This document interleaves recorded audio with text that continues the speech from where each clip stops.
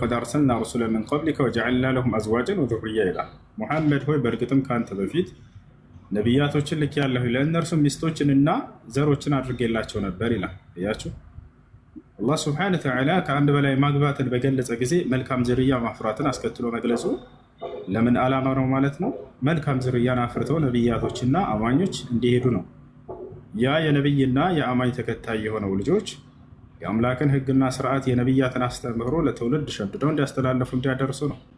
ቦታቸዋላ ይህ ነው ዑመር ብን አልኸጣብ ሲናገር ናለ ታላቁ ሰሓባ ከአንድ በላይ ማግባታችን እንዳው ጥሩ ዘርን አፍርተን ለመሄድ የሚለው ዓላማ ባይኖረን ኑሮ ባላገባን ነበር እያለ ይነገራል። እና ስለዚህ ለዚህ ዓላማ ተብሎ ነው እንጂ ሌላ አይደለም ማለት ነው። ይሄን ይመስላል። እሺ ልጆች ይሰማል? እሺ ሁሱዬ ይሰማችኋል? ተቋረጠ? ይሰማል እኮ አልተቋረጥክም። እሺ ሌላው ጥያቄ አንድ ትዳር በቀጥተኛው እስልምና ላይ በቃል ብቻ ወይም ደግሞ የታሰረችን ሚስት በእስልምና ላይ አንድ ባል ህይወቴ ወይም ደግሞ ውዴ ብሎ ያገባትን ሚስት ውስጥ በአፉ ብቻ 3 የፈታዎች ካለ ይፈታታል የሚል ቃል አለ መሰለኝ። ይህስ ነገር እሷ ሳትፈቅድ እሱ ስላለ ብቻ ትዳሩን መበተን አግባብ ነው ማለት ነው?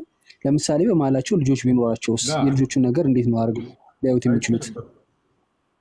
አይችልም። ዝም ብሎ ከሜዳ ተነስቶ መፍታት አይፈቀድለትም። ለሱ አይፈቀድለትም። ገብቶሃል? አምላክ አላህ ስብሐነ ወተዓላ ይህን ከልክሏል። ሴቷም ልክ እንዲሁ ከሜዳ ተነስታ ፍች መጠየቅንም ተከልክላለች። አሳማኝ ምክንያት ሊኖራቸው ይገባል። አሳማኝ የሆነ ምክንያት ከሌለው በስተቀር ሚስቱን ከሜዳ ተነስቶ ፈትቻለሁ ማለት አይፈቀድለትም፣ ሐራም ነው። እሷም ልክ እንዲሁ ተነስታ ከሜዳ ያለምንም ማሳማኝ ምክንያት ትዳሯን መበተንን አይፈቅድም አምላክ አላህ ሱብሓነሁ ወተዓላ። ይሄ ነው። እሺ አየው ሰላም ነው። ቅርታ እንዴት ነው? ማርያም ከቅርታ ጋር የማርያም ነኝ ትቀድማለች። ጥያቄ ያለሽ የማርያም ነኝ? አዎ ሰላም ነው። በመጀመሪያ እንዴት ናችሁ? ሰላም ነው። እንዴት ነሽ? ደህና ነሽ ወይ? እኔ ከምኖርበት አካባቢ አንድ ጥያቄ ነበር፣ እሱን ግልጽ ብታደርግልኝ ብዬ ነበረ። አንድ ሙስሊም እና ባልና ሚስት ሲኖሩ እዛ ማህበረሰብ ውስጥ እኔ ያለሁበት ማህበረሰብ ባሏ ሲሞት የሚያገባት የሱ ወንድም ነው። ይህ ነገር ነበር ያልገባኝ፣ ግልጽ ብታደርግልኝ ብዬ ነው። አንድ ሴት ባሏ ሲሞት ጊዜ የሚያገባት ይሰማችኋል? ልጆች ተቋርጧል። የሟቹ ወንድም ነው። ይሰማል? ይሰማል? የሞተው ማለት ነው። ይሰማል? አዎ ይሰማል። ይሰማል። እሺ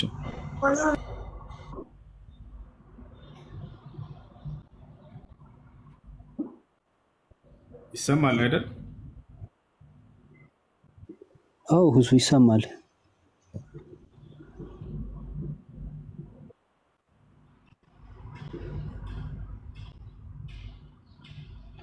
ይሰማል። እሱ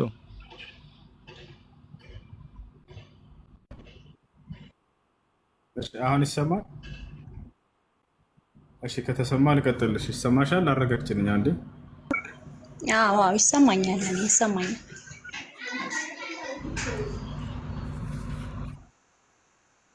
ይሰማኛል። እሺ ከተሰማ ልቀጥል። ኦኬ ይሰማል። እሺ አንድ ባል ሲሞት ጊዜ የባል ወንድም ያግባት የሚለው በእኛ አካባቢ ይስተዋላል። እንዴት ነው ነው? ከሃይማኖት አንጻር ባጭሩ እንደ ክርስትና አንዲት ሴት ባሏ ከሞተባት ሌላ ባል ልታገባ ልትወጣ አይገባም በፍጹም። እዚያው የባል ወንድም ነው የሚወርሳት እንጂ። እንደ እስልምና ከሆነ ግን ምርጫ አላት ሴትየዋ። ከፈለገ የባል ወንድም ያገባታል፣ ካልፈለገች ደግሞ መብቷ ነው። አላገባም ብላ ወደ ውጭ ማግባት ትችላለች። አላህ ሱብሓነሁ ወተዓላ በቁርአን ላይ ሲናገር ያ አዩሃ አለዚነ አመኑ ላ የሒሉ ለኩም አን ተሪሱ ኒሳአ ከርሃ ይላል። እናንተ ያመናችሁ ሰዎች ሆይ ሴቶችን አስገድዳችሁ መውረስ አይፈቀድላችሁም ይላል ቃል በቃል። ላ የሒሉ ለኩም አን ተሪሱ ኒሳአ ከርሃ ይላል። ሴቶችን አስገድዳችሁ መውረስ አይፈቀድላችሁም ይላል። እንደ መጽሐፍ ቅዱስ ግን ሴት ልጅ ነፃ ምርጫ የላትም። በዚህ ላይ አንዲት ሴት ይላል እግዚአብሔር ባሏ ከሞተባት ሌላ ሰው ልታገባ ከቤት እንዳትወጣ፣ ይልቁንስ እዚያው የባሏ ወንድም ያግባት እንጂ ይላል። ያ ነው። አላገባም ካለስ ያ ሰውዬ ያ ሰው አላገባም ካለ አልፈልጋትም እቺ ሴት ካለ እግዚአብሔር ምን አለ? አላገባም ካለ የዚህ ሰውዬ ሚስት ምን ታድርግ? ለህዝቡ ለሽማግሌዎች ሄዳ ይሄ ሰውዬ በቃ አላገባም ብሎ ተናገረ ምናምን ትልና ከዚያ በኋላ ከእግሩ ላይ ጫማን ታውጣበትና ቱ ትበልበት ብሎ አስቀምጧል። መጽሐፍ ላይ ነው አይደለም? ቱ ትበልበት ቃል በቃል ምራቋን እንድትተፋበት ህግ ወጥቷል። ወላሂ ከይቅርታ ጋር ማለት ነው መጽሐፍ ነው የሚለው። ላሳያችሁ። እሱ ጫማውን ታውጣበትና በህዝቡ ፊት እንትፍ ትበልበት ምራቋን ትትፋበት ብሏል። ይሄ ህግ አለ። ላሳያችሁ። ኢብሮ እንዳያወጣላቸው መጽሐፉ። እሺ ላውጣላችሁ። አላገባም ካላት እንደዛ ታደርጋለች። እሺ ኦሪት ዘዳግም ምዕራፍ 25 ከቁጥር 5 ጀምረህ አንብበው። እሺ ኦሪት ዘዳግም ምዕራፍ 25 ከቁጥር 5 ይሄው ሴቭ አላደረኩትም። ኦኬ ሴቭ አድርገውና ክፈት። ይሄው ያውና ምን ይላል? ተከታተሉ። ወንድማማቾች በአንድነት ቢቀመጡ አንዱም ልጅ ሳይኖረው ቢሞት የሞተው ሰው ሚስት ሌላ ሰው ታገባ ዘንድ ወደ ውጭ አትሂድ አለ። ከዚያስ ነገር ግን የባሏ ወንድም ወደ እርሷ ገብቶ እርሷን ያግባ፣ ከእርሷም ጋር ይኑር። የሟቹ ስም ከእስራኤል ዘንድ እንዳይጠፋ ከእርሷ የሚወለደው በኩር ልጅ በሞተው በወንድሙ ስም ይጠራ ይላል። ያም ሰው የወንድሙ ሚስት ማግባት ባይወድ ዓይን አልፈልጋትም አላገባም ቢል ዋርሳይቱ በበሩ በአደባባይ ወደሚቀመጡ ሽማግሌዎች ሄዳ ዋርሳዬ በእስራኤል ዘንድ ለወንድሙ ስም ለማቆም እንዲህ አለ፣ ከእኔም ጋር ሊኖር አልወደደም ትበላቸው። የከተማዋም ሽማግሌዎች ጠርተው ይጠይቁት። እርሱም በዚያ ቆሞ አገባት ዘንድ አልወድም ቢል ዋርሳይቱ በሽማግሌዎቹ ፊት ወደ እርሱ ቀርባ የወንድሙን ቤት በማይሰራ ሰው ላይ እንዲህ ይደረግበታል ስትል ጫማውን ከእግሩ ታውጣ፣ በፊቱም እንትፍ ትበልበት። በእስራኤል ዘንድ ስሙ የጫማ ፈቱ ቤት ተብሎ ይጠራ፣ የጫማ ፈቱ ቤት ተብሎ ይጠራ ይላል። እና ይህና አላገባም ካለ ይሄ ሰውዬ በህዝቡ ፊት ጫማውን አውልቃ እንትፍ ትልበታለች። ይሄ ነው ያለው ህግ ማለት ነው። እና ሴት ልጅ ባጭሩ እዚህ ቦታ ላይ መናገር የፈለግኩት ነገር ምንድን ነው? ባሏ ከሞተባት ወደ ውጭ ሌላ ሰው ልታገባ እንዳትወጣ ብሏል እግዚአብሔር። እዛው የወንድሙ ሚስት ታገባለች፣ እዛው ወንድሙ እንጂ ግዴታ አይደለም ማለት ነው። እንደ እስልምና ነው ግዴታ እንዳትወጣ ይላል እዚህ ጋር። ወደ ውጭ ልታገባ ዘንድ እንዳትወጣ እዛው የወንድሙ ሚስት ታግባ ይላል። እንደ እስልምና ግዴታ አይደለም። አላህ ቃል በቃል በቁርአን ላይ ያ አዩሃ ለዚነ አመኑ ላ የሒሉ ለኩም አን ተሪቱ ኒሳአ ከርሃ ይላል። እናንተ ያመናችሁ ሰዎች ሆይ ሴቶችን አስገድዳችሁ መውረስ አትችሉም ይላል። ግዴታ አይደለም። ትችላለች ማለት ነው አለማግባት። አልፈልግም ብላ ሌላ ሰው ወጥታ ማግባት ትችላለች። አመሰግናለሁ። አቤል ሰላም፣ እንዴት ነህ?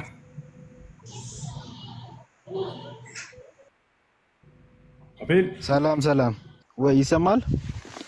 አለሁ። እንዴት ነህ? ደህና ነህ? አለሁ እግዚአብሔር ይመስገን። ሁለት ጥያቄ ነበረኝ እኔ። እሺ ጥያቄ ምንድን ነው? እሺ የመጀመሪያው ያው አንደኛ ሁለተኛው ያው ከቁርአን ላይ ነው። የመጀመሪያው ግን ቅድም ከእህታችን ጋር ስትወያዩበት የነበረው ነበረ። ህዝቡ ነው ኢየሱስ ክርስቶስን ነብይ እንደሆነ ሲገልጹ የነበሩት። ነገር ግን እስቲ አንዴ ከቻልክ የማቴዎስ ወንጌል ምዕራፍ 16 ቁጥር 16 አውጣልኝ እስቲ። ጥያቄው ምን ነበር? ጥያቄው ኢየሱስ የሕያው የእግዚአብሔር ልጅ ስለመሆኑ ማስረጃ ነው፣ ነብይ አይደለም በሚለው ማለት ነው። የማቴዎስ ወንጌል ምዕራፍ 16 እኮ እሱ ነብይ መሆኑን አያጠፋም። የሕያው የእግዚአብሔር ልጅ ነው። አዎ አይሁዶችም የሕያው የእግዚአብሔር ልጅ ሆኖ ኖ እንዴት የእግዚአብሔር? እሺ እንደዛ ካልክ ደግሞ ምዕራፍ 16 ቁጥር 19 ላይ ውረድልኝ። እንሄዳለን፣ ችግር የለውም። የሕያው የእግዚአብሔር ልጅ መባል ከነብይነቱ አያወጣው ባል፣ ምክንያቱም መጽሐፉ ላይ ነብይ እንደሆነ አስቀምጧል። ይሄ ነው ይኸውልህ። እሺ እንደዛ ካልክ 19 ላይ ውረድልኝ። ደግሞ ይሄኛውም ያጠናክርልኝ ሐሳብ ማለት ነው። ምንም ይኸው እዚህ ላይ የሚለው ይኸው ላንብብልሽ። እኔ ራሱ ላንብብልህ። የመንግስተ ሰማያትን መክፈቻዎች እሰጥሃለሁ፣ በምድርም የታሰረው ሁሉ በሰማያት የታሰረ ይሆናል፣ በምድርም የምትፈታ ሁሉ በሰማይ የተፈታ ይሆናል ይላል። የትኛው ነብይ ነው የመንግስተ ሰማያትን ቁልፍ እንካ ብሎ መስጠት የሚችል ስልጣን ያለው አካል የትኛው ነብይ ነው? ሐዋርያቶች ይችላሉ።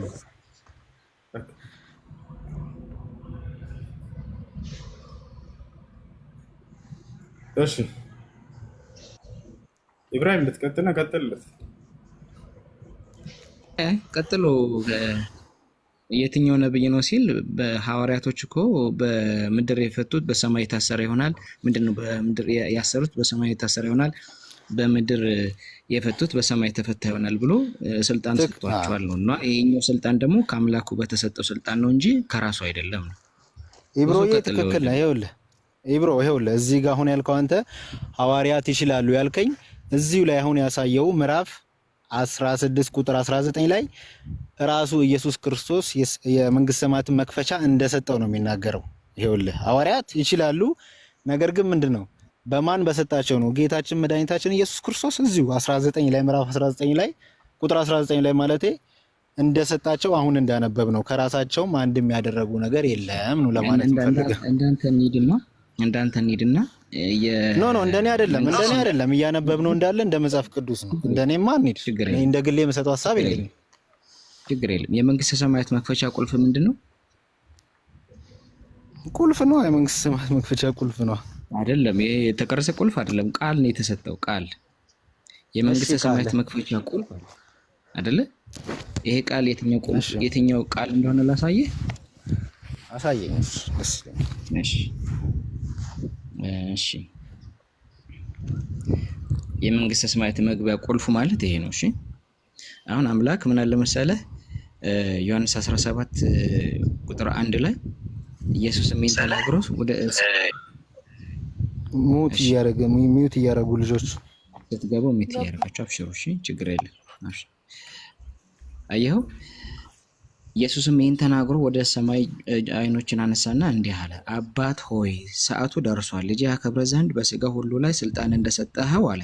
ሹፍ ለሰጠኸው ሁሉ የዘላለምን ሕይወት ይሰጣቸው ዘንድ ልጅህን አክብረዋል። የተሰጠው ነገር አለ። ይሄንን የተሰጠው ደግሞ ለሰው ልጆች የዘላለምን ሕይወት እንዲሰጥ ሰጥቶታል። እና ይሄኛው የዘላለም ሕይወት የሚያገኝበት ዋና ቃል ደግሞ ይሄኛው ቃል ነው። እውነተኛ አምላክ ብቻ ይሆን አንተን የላከውን ኢየሱስ ክርስቶስን ያውቁ ዘንድ ይህች የዘላለም ሕይወት ናት አለ። ይሄ የዘላለም ሕይወት አምላክን በአምላክነት ማወቅ፣ መልእክተኛን በመልእክተኛነት ማወቅ የዘላለም ሕይወት ያስገኛል ወይስ ያስገኛል? ያስገኛል። አመሰግናለሁ። ይሄው እንደው ለዛ ነው ቁጥር 8 ላይ የሰጠኸኝን ቃል ሰጥቻቸዋለሁና እነርሱም ተቀበሉት፣ ካንተ ዘንድም እንደወጣሁ በእውነት አወቁ፣ አንተም እንደላከኝ ያመኑ ይላል። ስለዚህ አማኞች ካንተ ዘንድስ እንደወጣ ማለቱ ተብራራልኝ። አይ አንዝለልና ነው ካንተ ዘንድስ እንደወጣ ሲል ምን ለማለት ፈልጎ ነው? ሁላችንም እኔም አንተም ከአምላክ ዘንድ ነው ከወጣ ኖ። እሺ ይሄኛው ላይ ካልክ አሁን ቅድም ወደ ኋላ እንመለስና የማቴዎስ ወንጌል ምዕራፍ 16 ላይ ወይም ደግሞ ገባኝ አስገኘን አምላክ መጀመሪያ ላይ እንዳለው የሕያው የእግዚአብሔር ልጅ መሆኑን አምናሃል። መጀመሪያ ላይ ቅድም እንዳልኩ 16 ላይ እግዚአብሔር ልጆች እኮ ናቸው። ለምሳሌ አንድ ነገር አየው እንካ እዚህ ጋር አሳኔድ ማለት ነው። እንደዛ ካልክማ የሰው ልጆች ሁሉ ከሆነ አንተ ማነህ ሲሉት ነቢያት ነህ ወይ ሙሴ? እሺ ይኸውልህ ላውጣልህ። ይኸውልህ ለምሳሌ ነው እኔ ሁላችንም የእግዚአብሔር ልጅ አይደለንም እያልኩ አይደለም እኮ። በነገራችን ማንኛውም ፍጡር የእግዚአብሔር ልጅ ነው አውቃለሁ። ላውጣልህ እኮ የሕያው ይሁን አንድ ጊዜ ማቴዎስ 12:50 ላይ ምን ይላል መሰለህ? በሰማያት ያለውን የአባቴን ፈቃድ የሚያደርግ ሁሉ እርሱ ወንድሜ እህቴም እናቴም ነው አለ። ኢየሱስ የእግዚአብሔር ልጅ የተባለው የአምላክን ፈቃድ የአምላክን ትእዛዝ ሲፈጽም ስለነበረ ነው። ስለዚህ ልክ ደግሞ እንደዚሁ የአምላክን ትእዛዝ የምትፈጽሙ ከሆነ እናንተ ምን ናችሁ አለ? ወንድሜ እህቴ ናችሁ እያለ ነው። እሺ ስለዚህ እዚህ ጋር አሁን ኢየሱስ ክርስቶስ እናንተ እኔ ማንን ትሉኛላችሁ ብሎ ሲጠይቁ ሌሎች ሙሴን ነው ይሉሃል፣ ኤልያስን ነው ይሉሃል ይላል አይደለ ኢብሮ? ሙሴን ነው ይሉሃል፣ ኤልያስን ነው ይሉሃል አሉት። እነ ሙሴና እነ ኤልያስ የእግዚአብሔርን ቃል ተከትለው አሁን ቅድም እንደነገርከኝ የእግዚአብሔር ልጅ የተባሉ ናቸው። ስለዚህ እንደዛ መባሉን ልክ እንዳልሆነ ማረጋገጫው ግን እናንተስ ማን ትሉኛላችሁ ሲል አንተ ግን የሕያው እግዚአብሔር ልጅ ነህ ብሎ ሲመልስለት ጴጥሮስ ቅድም የነ ሙሴና የነ ኤልያስን ነህ ብለው የገለጹለት አገላለጽ ልክ አለመሆኑን እዚህ ጋር እያፈረሰባቸው ነው ማለት ነው። ልክ የሕያው እግዚአብሔር ልጅ ኢብሮ አንድ ታለት ሆሴዕ ምዕራፍ 2 ቁጥር 1 ጀምሮ አታውቅም? እሱ ሆሴዕ ምዕራፍ 2 ሆሴዕ ቁጥር 2 ሆሴዕ ይኸው ምዕራፍ 2 ቁጥር 2 ነው ያልኩት። 2 ነው። እሺ አንድ ላይ ከላይ ያለው ምዕራፍ ቁጥር እስከ ላይ ያለው አንድ ዋለ ምን ይላል? የእስራኤል ልጆች ቁጥር እንደማይፈርስና እንደማይቆጠር እንደ ባህር አሸዋ ይሆናል። እንዲህም ይሆናል እናንተ ሕዝቤ አይደላችሁም ተብሎ በተነገረበት በዚያ ስፍራ ሕያው አምላክ ልጆች የሕያው አምላክ ልጆች ይባላሉ። የሕያው አምላክ ልጆች ናቸው እስራኤላውያኖች። ይሄን እኮ ነው እያልኩ ነው ሁሱ። ይኸውልህ ማናችንም ሁላችንም የሰው ልጆች ፍጥረት የሕያው እግዚአብሔር ልጆች ፍጥረት ነን። የሕያው እግዚአብሔር ልጆች ነን። ነገር ግን አሁን እያልኩ ያለሁት እዚህ ጋር አዳምጠኝ። የሕያው የእግዚአብሔር ልጆች ናቸው አይደሉም? አይሁዶች ብቻ ሳይሆኑ መላው የምድር ላይ ያለ ሕዝብ በሙሉ የሕያው እግዚአብሔር ልጅ ነው፣ ፍጥረቱ ነው። ኢየሱስ የሕያው የእግዚአብሔር ልጅ ነው ብለህ ለይተህ ስታመጣ ነበር አይደለ? የሕያው የእግዚአብሔር ልጆች ናቸው አይሁዶች። ያው የሕያው እግዚአብሔር ልጆች ናቸው አይሁዶች ብቻ ሳይሆን ይሄን እኮ ነው የምልህ። አሁን እኔ እዚህ ጋር ልለይልህ የፈለኩት ሙሴና ቅድም ሌሎቻችሁ ሙሴ ይሉሃል፣ ሌሎቻችሁ ኤልያስ ይሉሃል ሲል ኤልያስና ሙሴ የእግዚአብሔር ልጅ አይደሉም? ናቸው። ነገር ግን የሱ የእግዚአብሔር ልጅነት ከነ ሙሴና ከነ ኤልያስ ልጅነት የተለየ የባህሪ ልጅነት ስለሆነ ነው። ገባ አይደለ? የባህሪ ልጅነት ስለሆነ ነው። የባህሪ ልጅ ነኝ ብሏል ኢየሱስ። የባህሪ ልጅ ነኝ ብሏል። ይኸውልህ ለምን ሩቅ እንሄዳለን? ሁስ ወንድም እዚህ ጋር እኮ እያልኩ ያለሁት እነሱ እኔና አንተ እንደምትለኝ ይኸውልህ አንተ እንደምትለኝ ወይ እየሰማሁ ነው። እሺ እኔ የባህሪ ልጅ ነኝ ከሌሎች ነብያቶች የምለይ ብሎ ተናግሯል ወይ ኢየሱስ ክርስቶስ? የባህሪ ልጁ ኔትወርክ ነው መሰለኝ ይቆራረጣል። ይሄን እኮ እያረጋገጥኩልህ ነው። ይኸውልህ ልክ ካልሆነ ልክ ማናችንም የእግዚአብሔር ልጅ በመሆን አይነት መጠን ከሆነ እንደነ ሙሴና እንደነ ኤልያስ አይነት ልጅነት ከሆነ እዛው ላይ ያረጋግጥላቸው ነበር ትክክል ነው ብሎ። ነገር ግን በሱ አይነት መንገድ እኛ የእግዚአብሔር ልጅ በሆንበት አይነት መንገድ ስላልሆነ የሱ ልጅነት ለዛ ነው ልክ አይደለም ያለው። እኔ የባህሪ ልጅ ነኝ ለእግዚአብሔር ብሏል ኢየሱስ ክርስቶስ። የግድ እያንዳንዱ ነገር ከሱ ቃል እንዲወጣ ለምን እንጠብቃለን? ይሄው ሐዋርያት እኮ በፊቱ መሰከሩለት፣ እሱም አጸደቀላቸው። ምንድነው የመንግስተ ሰማያትን መክፈቻ እሰጥሃለሁ ብሎ ደመደመለት። የመንግስተ ሰማያትን መክፈቻ መስጠት የሚችል ደግሞ እግዚአብሔር ራሱ ካልሆነ በስተቀር ሌላ ማንም የለም ማለት ነው። ብዙ ተደወለበት መሰለኝ ወይ ኔትወርክ ይዞታል። ቅድም እኮ ስትገባ አስታውሰህ ከሆነ ነብዩ ኢየሱስ ነው አሉ። እሱ ተመለስ። እሺ እኔ የባህሪ ልጅ ነኝ ብሏል አቤል ኢየሱስ ነው ሁሱ። እያንዳንዱ ነገር ኢየሱስ ክርስቶስ ካፉ እስኪናገር ብቻ ምን ጠብቅ ከሆነ ምንም። ይሄ እኮ ይሄው ሐዋርያት በፊቱ ተናገሩ፣ መሰከረላቸው። በዛ አይነት መልክ ካልሆነ ያፈርሰው ነበረ። አቤል እየሰማው ነው። እኔ የባህሪ ልጅ ነኝ ብሏል ወይ ኢየሱስ ክርስቶስ? የግድ እሱ መናገር ይጠበቅበታል እንዴ? እሱ ካላለ ታዲያ ከየት ነው ያመጣኸው አንተ? እሱ ከሌለ ካላለማ ይኸውልህ እየነገርኩህ እኮ ነው ያለው። ስለራሱ ጠየቃቸው ሐዋርያትን። ስለራሱ የግድ ሰው እኮ በቀጥታ አይደለም እኮ ሊጠይቅ የሚገባው። ማን ይሉኛል ብሎ ጠየቃቸው አይደል? እሱ ግን ይለያል አልከናንተ በምን ስንልህ የባህሪ ልጅ ነው። አይዋ እሱን ነው እያልኩ ያለሁት እኔ። እሱ እኔ አንተ እኮ ነው ግግም እያልክ ያለኸው። ልክ አሁን እኔና አንተ የእግዚአብሔር ልጅ በሆነው አይነት መጠን ቢሆን አይ እኔና አንተ ይኸውልህ የተጠየቅ ነው። እሺ እሺ እኔ የባህሪ ልጅ ነኝ ብሎ ኢየሱስ ክርስቶስ ተናግሯል ወይ? ይሄን ነው እያልኩ ያለሁት እኔ። ኢየሱስ ክርስቶስ ትምህርትን ሲያስተምር ሲጠይቅ በአንድም በሌላ መንገድ ነው የሚጠይቀው። ህፃናትን ሲያስተምር በአበባ ነው ገበሬውን በእርሻ ነው የሚያስተምረው። የግድ እያንዳንዷን ነገር ፊት ለፊት ላይል ይችላል። ጠየቃቸው፣ ማን ይሉኛል ሰዎች አላቸው። ስለሱ ያላቸው ነገር ነገራቸው። እየሰማሁ ነው። አቤል እየሰማሁ ነው። እየሰማሁ ነው። እሱ መሀል እየገባህብኝ እኮ ነው። እኔ ላብራራ ኢየሱስ ክርስቶስ ነው ስጠንና ምዕራፉን እንተን እዚህ ልክ እኔ እየተገለጥኩኝ እየነገርኩት እንደሚያሳየን አንተም የባህሪ ልጅ ነው ብሏል ወይ ኢየሱስ ክርስቶስ? መልስ ካለህ አዎ በደንና ምዕራፍና ቁጥር ይንገረን፣ ያውጣና ያሳየኝ። እየነገርኩ እኮ ነው። አይ አንተ አሁን መሀል ላይ እንትን ስላልክብኝ ነው። የግድ ያችኛዋን ቃሏን ብቻ የምጠብቅ ከሆነ በዛ አይነት መልክ አይደለም። ይሄው ኤልያስ ይሉሃል አሉት፣ ሙሴ ይሉሃል አሉት። ሙሴም ኤልያስም የእግዚአብሔር ልጅ። እሺ ሌላውን ጥያቄ ልጠይቅ፣ ችግር የለውም። ሌላኛውን ጥያቄ በቁርአን ላይ እንደዚህ የባህሪ ልጅ ነኝ አላለም ኢየሱስ ክርስቶስ። ያላ ወንዴላ ችግር እሺ ሌላ ችግር የለውም። በዚህኛው ካልተግባባ ምንም ችግር የለውም።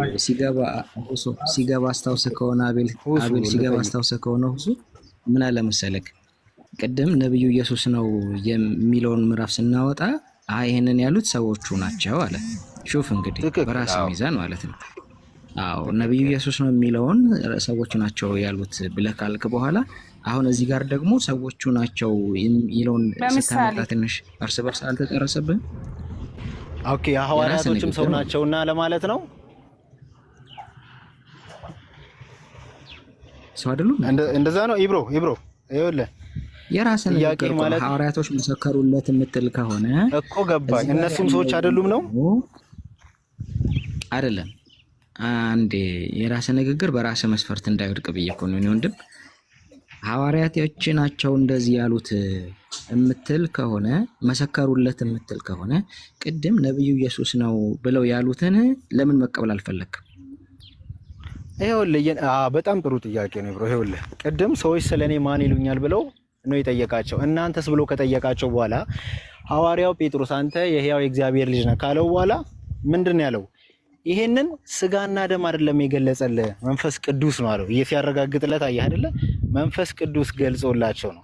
ከመሬት ተነስቶ ስጋና ደም እንደኔ አይነቱ ወይም እንዳንተ ብድግ ብሎ የመሰከሩለት አይነት ሳይሆን ስጋና ደም ሳይሆን በመንፈስ ቅዱስ ተመርተው የመሰከሩለት ምስካሬ መሆኑን እዛው ላይ ኢየሱስ ክርስቶስ ያረጋግጥላቸዋል። ችግር የለውም። በዚህኛው ላይ እንኳን ባንግባባ በቀጣዩ ላይ ደግሞ በቁርአን ወይም ሐዲስ እርግጠኛ ባሉ እናንተ ታስተካክሉኛላችሁ። ይሄን ጥያቄ ደግሞ ልጠይቅ አሁን ለታዳሚ ተተናል። ችግር የለም። ሁሱ ጋር ቀጥል። እሺ ሁሱ ይሰማል? ልቀጥል? ይሰማል። ቀጥል። እሺ